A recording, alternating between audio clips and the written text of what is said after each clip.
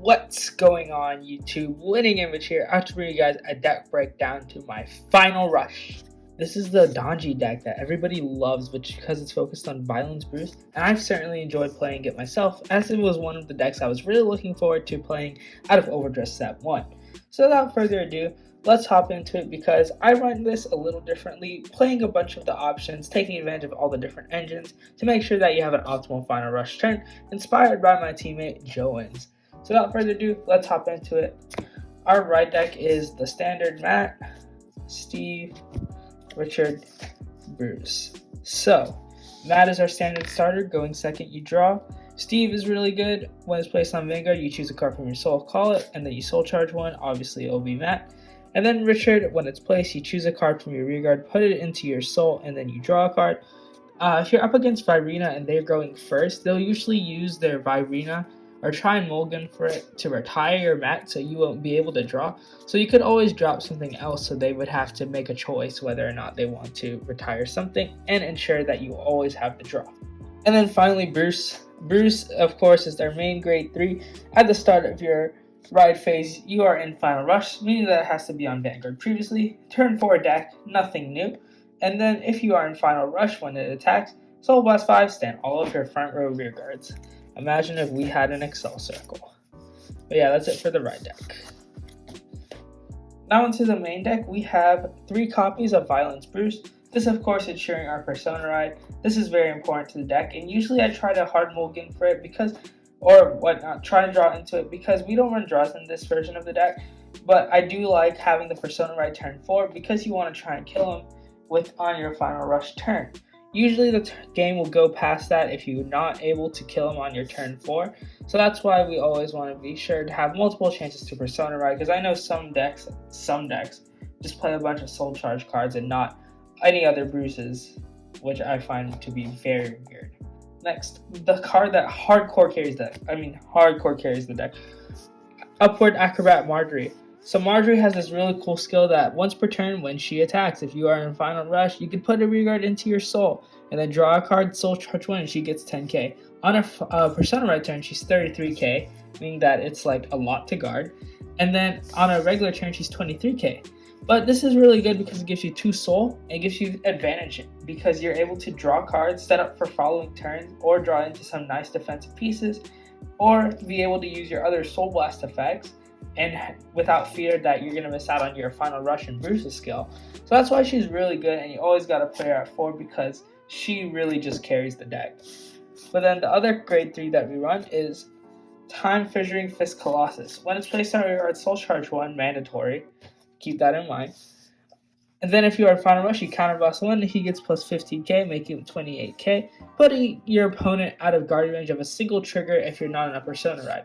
This is really good because if you're not able to Persona ride, you're still able to have some kind of push at your opponent and be able to gain the power. So it's just really nice to have this, and that's why I say like this deck takes advantage of a lot of the different engines that Bruce has, and this is one of them.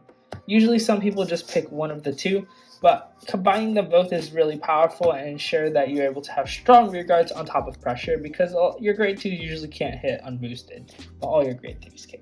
And then for grade 2s, shouts to the boy, Nara Samurai, for these 4 Edens.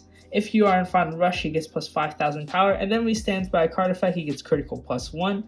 This is really good because it puts pressure on your opponent, making your opponent guard so they don't survive. Like I said, turn 4 deck, oh man, these criticals are just so oppressive. If you get your opponent to 4 damage and then you check the crit on your drive check, you could split the crits pretty freely, which is really nice. And then of course its other skill, always putting pressure on the opponent. Counterblast 1 when its attack hits, and that doesn't have to hit a Vanguard. Choose one of your opponent's rear guards and retire it. This is mainly useful for me against Dragon Empire, I feel like, because usually against Dragon Empire, they're going to overdress a lot sometimes. So you just put pressure on them to guard their overdress units, and then at one point they let this hit. That's a -3 for them because they use 3 cards to overdress. So if it's a Valiente, of course. So it's really good for that reason. And then for the next grade 2, we play 2 copies of Electrospartan. Electrospartan I think is really nice. Like I said, we have some nice Soul Blast effects, but this is a nice Soul Charge effect because although we don't use it for its first skill, which is mainly used for the Brow Magnus deck, But the second skill is really good because when it's placed on Rigor, you can counterblast 1 to soul charge 2, helping you fuel your soul for Bruce. And what's really cool is that the ride line will essentially give you pretty much the soul that you need outside of 1, so you really just need Electrospartan to kind of finish the job. So that's why we run him at 2. And there's some other soul charge cards that could help you get to that 5 soul as well. But then the next card is really important because your opponent will tend to rush you, especially if you can't get a solid rush or solid advantage going. So for that reason, we play 2 Steam Gunner Brody. So when it's put on Guardian Circle, either by intercept or by placing it from hand, you can counterblast one. It gets plus 5k shield until the end of battle. It becomes a 10k shield, which is really nice because we don't have 10k shields in Overdress. And with its skill, you're essentially able to drop this card, 1 card on most attacks, especially if they don't hit any triggers, which is really good when trying to defeat your opponent with ease. You could play more of these. I think this card's honestly really powerful, so I have considered playing more, but I just think the 2 is fine. And yeah, you're always just going to intercept or use it right away. And then for grade 1s, we have 4 PGs. I have one of the start deck one. But yeah, Reprisal Hate Dragon. This is really good because when you use cards such as Protobob, which we'll get into later, you're able to essentially just guarantee that you have the PG. And yeah, not much more to say other than it's a PG. And then for Gungunu Ram, this card will honestly save you. So it has a very simple effect, but it's very effective. When it's placed on Rearguard, you soul charge 1. And then once per turn, you can soul blast 3 to draw a card. Now, although this effect is very simple and it's misprinted, you see that Persona Ride? Yeah, boy, all these Persona Rides. But although this effect is very simple, it really just helps you because, like I said, we don't play draws in this deck, and this effect is one of the reasons why. If you're not careful with soul and you play draws, you could deck out in a lot of cases if your opponent tries to play a long game with you. But Gungunu Ram, since we don't play draws, really nice because you could use its skill to draw into more combo pieces, get rid of unnecessary cards from your soul, and honestly, even with its first card, just helps set up for your Bruce plays.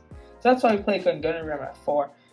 But the card that makes the soul really work together is Protobob Dragon.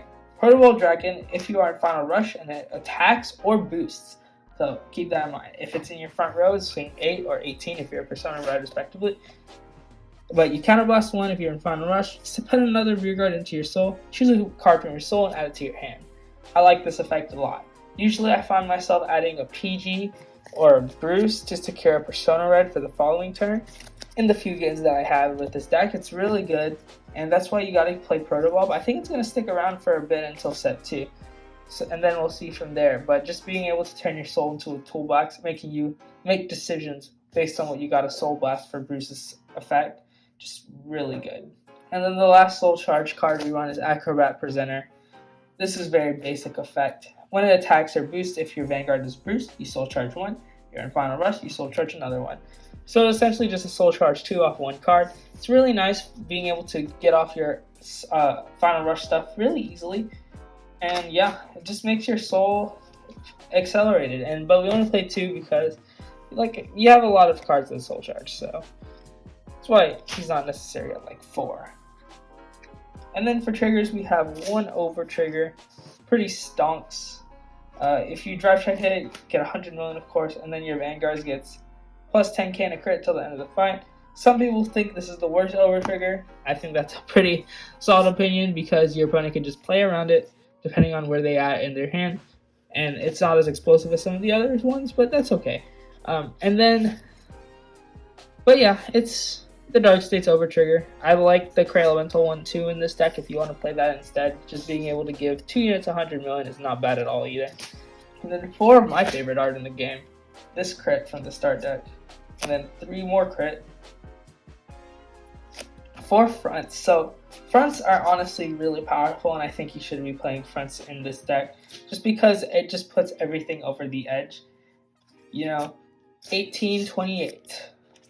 3343. More cards to save their stuff. It's just so good. The list goes on and on and on for fronts. And I think they're going to be more common than you think after set 2 when we got this defensive front. So just consider fronts, please. And then 4 heals. Nothing more to say other than love the Spike Brother aesthetic. So that's it. That's the deck. Let me know what you guys think of Bruce in the comment section down below. So without further ado, I want to thank you all for watching. Have a great day, and I'll see you all next time. Peace.